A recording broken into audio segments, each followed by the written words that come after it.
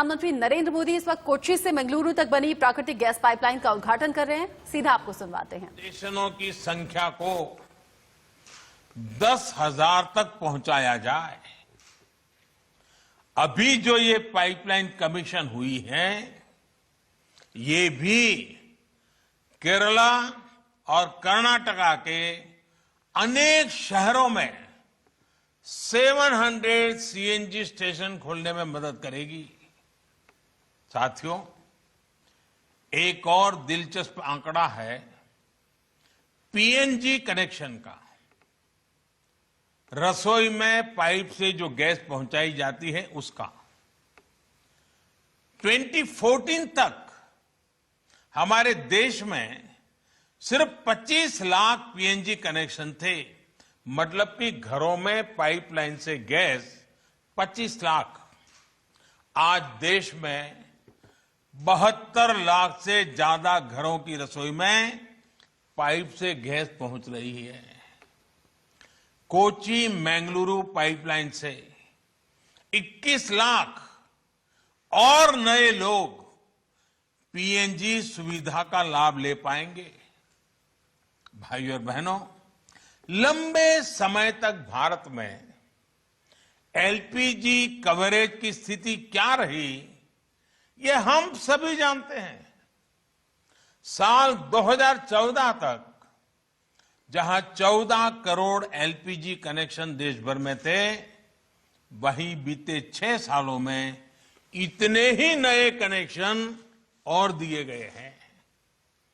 उज्ज्वला योजना जैसी स्कीम से देश के 8 करोड़ से ज्यादा गरीब परिवारों के घर कुकिंग गैस तो पहुंची है, साथ ही इससे एलपीजी से जुड़ा इंफ्रास्ट्रक्चर भी देश में मजबूत हुआ है। साथियों, एक बड़ी वजह रही कि कोरोना काल में देश में रसोई गैस की किल्लत कभी नहीं हुई। गरीब से गरीब को हम उस मुश्किल समय में करीब 12 करोड़ मुफ्त सिलेंडर उपलब्ध करा पाए। साथियों, सरकार के इन प्रयासों का, इतनी तेजी से किए जा रहे कार्यों का एक और प्रभाव हुआ है।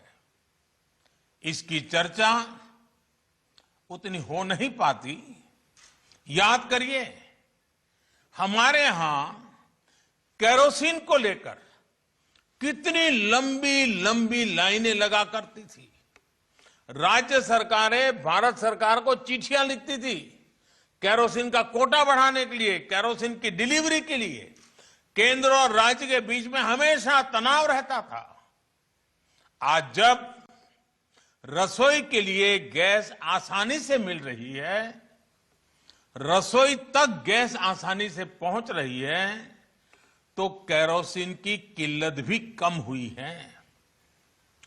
आज देश के कई राज्य और केंद्र शासित प्रदेश खुद को केरोसिन मुक्त राज्य घोषित कर चुके हैं।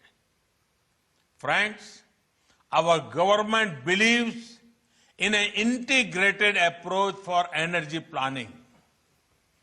Our energy agenda is all inclusive. Since 2014, we have brought in various reforms across the oil and gas sector. These reforms cover exploration and production, natural gas marketing and distribution. We plan to achieve one nation, one gas grid. We also want to shift to gas-based economy. The use of natural gas has several environmental benefits. The government is taking policy initiative to increase the share of natural gas in India's energy basket from 6% to 15%. Crores of rupees would be invested in the oil and gas sector in this decade itself. तो लगातार देश को नई नई सौगात दे रहे हैं। आज एक और उद्घाटन प्राकृतिक गैस पाइपलाइन का, जिससे न सिर्फ रोजगार बढ़ेगा बल्कि पर्यावरण पर भी अच्छा असर होगा, प्रदूषण कम होगा और घर घर तक सस्ती गैस भी पहुंचेगी।